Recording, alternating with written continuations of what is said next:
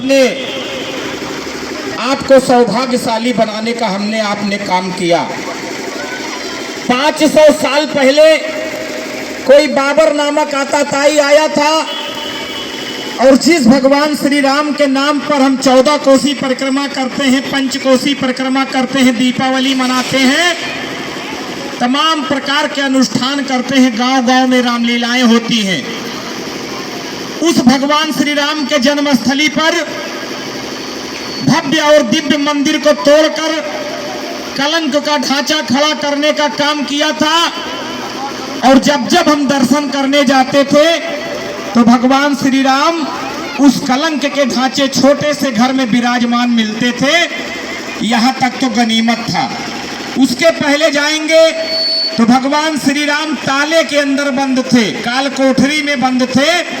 लेकिन विश्व हिंदू परिषद और बजरंग दल के आवाहन ने पूरे देश के हिंदू समाज के स्वाभिमान को ललकारने का काम किया और ये बताने का काम किया हम तो अपने घरों में ऐशो आराम के साथ रह रहे हैं, लेकिन ये जो भगवान श्री राम माता जानकी के साथ बैठे हुए हैं ये कलंक के ढांचे के अंदर खड़े हैं। देश के नौजवानों ने नारा दिया 1990 में कि राम लला हम आएंगे मंदिर वहीं। क्या कहा था? राम लला हम आएंगे मंदिर वहीं। आज मंदिर बनकर तैयार हो रहा है कि नहीं हो रहा है? किसको किसको पता, जरा उठाइए हाथ की अयोध्या में भगवान श्री राम की जन्मस्थली पर दिव्य और भव्य मंदिर देश के करोड़ों हिंदू समाज के सहयोग से बन रहा है। हम सब आगे जाने वाले हैं। अभी 14 कोसी परिक्रमा 15 और 5 कोसी परिक्रमा प्रारंभ होने वाला है। तमाम ग्रामवासी जाते हैं, उस मंदिर का दर्शन करने का अवसर मिलेगा कि नहीं मिलेगा? हम सभी सौभाग्यशाली हैं कि जिस मंदिर को इस रूप में लाने के लिए हमारे 4 लाख लोगों ने अपने प्राणों की आहुतियां दी और 76 बार लड़ाइयां लड़ने का काम किया। जो काम नहीं हो पाया था वो आज हम नंगी आंखों से देख रहे हैं कि भगवान श्री राम 22 जनवरी 2024 को उस दिव्य और भव्य मंदिर में विराजमान होने वाले हैं। जब विराजमान होंगे तो हम सभी को खुशी होगी कि नहीं होगी? होगी कि नहीं होगी? जरा तेजी से बोलिए, होगी कि नहीं होगी? तो एक बार सभी लोग बोलिए, भारत माता की, श्री राम जन्मभूमि की, श्री कृष्ण जन्मभूमि की, काशी विश्वनाथ की, गणेश लक्ष्मी की। हम सभी को खुशी होगी और यह खुशी देखने के लिए हम सभी सैकड़ों वर्ष से इंतजार कर रहे थे। ये कलंक का ढांचा हमारी आपकी कमियों के कारण खड़ा था, लेकिन जिस दिन हिंदू समाज अपने आप को पहचानने का काम किया वो 6 दिसंबर 1992 को उस कलंक के ढांचे ने हिंदू समाज ने ढहा दिया और पूरी दुनिया में अपनी एकता का परचम लहराने का काम किया। आज हम जब कुंभ में जाते हैं तो हिंदू हो जाते हैं, जब कांवरिया उठाते हैं तो हिंदू हो जाते हैं, 14 कोसी पंचकोसी परिक्रमा में जाते हैं तो हिंदू हो जाते हैं, लेकिन गांव में लौटने के बाद हिंदू रह जाते हैं क्या? यादव हो जाते हैं, वर्मा हो जाते हैं, पंडित हो जाते हैं, बनिया हो जाते हैं, मौर्य हो जाते हैं कि नहीं? होना चाहिए क्या? हम जब तक, कहा भी गया कि संगठन में शक्ति है, जब तक हमारी मुट्ठी बंधी रहेगी दुनिया की कोई ताकत हमको कमजोर बना सकता है क्या?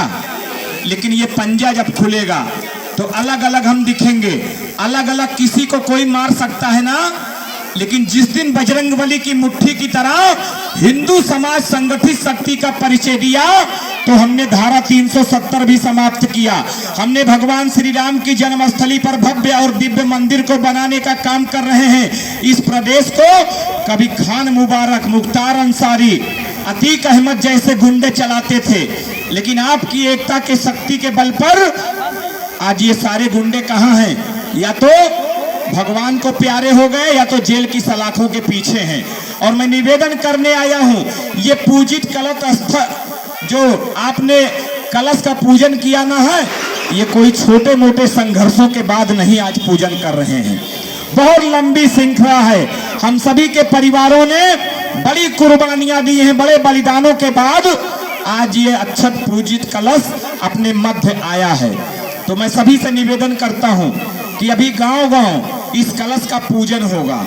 उसके बाद 1 जनवरी से 15 जनवरी तक यही कार्यकर्ता जो आज को सूचना देकर यहाँ पर बुलाए हैं, ये कार्यकर्ता 1 जनवरी से 15 जनवरी तक छोटा छोटा अक्षत, थोड़ा थोड़ा अक्षत गांव-गांव में देने वाले हैं। उनका एक ही निवेदन आपसे है कि 22 तारीख को जब अयोध्या की धरती पर देश के यशस्वी प्रधानमंत्री नरेंद्र मोदी, उत्तर प्रदेश के यशस्वी मुख्यमंत्री योगी आदित्यनाथ जी के सानिध्य में, पूज्य संतों के आशीर्वाद से अयोध्या में उस नए वाले मंदिर में जब भगवान श्री राम विराजमान होंगे, तो सबका मन कहेगा ना कि मैं अयोध्या चलूं। किसका किसका मन कहेगा। लेकिन अयोध्या उस दिन किसी को नहीं जाना है। उस दिन अयोध्या किसी को नहीं जाना है। बाद में हम लोग आपको दर्शन कराने के लिए ले जाएंगे। संगठन की मंशा है उस दिन अयोध्या में प्रत्येक घरों में मिष्ठान बनेंगे। अयोध्या दुल्हन की तरह सजाई जाएगी। अभी दीपोत्सव हो रहा है, दुल्हन की तरह अयोध्या सजी है। ऐसा पहले नहीं होता था। पहले अयोध्या की पहचान क्या थी? संगीनों के साए में रहते थे, पुलिस घूमा करते थे, राम भक्तों पर लाठियां और गोलियां बरसाई जाती थी। लेकिन आज अयोध्या दुल्हन की तरह सजी है। इसी तरीके से 22 जनवरी को जिस दिन देश के 4000 संत मोदी जी के साथ भगवान श्री राम का वह मूर्ति दिव्य और भव्य मंदिर में विराजमान करेंगे, तो आपको खुशी होगी कि नहीं होगी? सभी लोग जरा बोलिए, खुशी होगी कि नहीं होगी? तो हम लोग अपने घरों पे कम से कम 5 दीपक जलाएंगे कि नहीं जलाएंगे? सभी लोगों को जलाना है। अयोध्या दुल्हन की तरह सजेगी।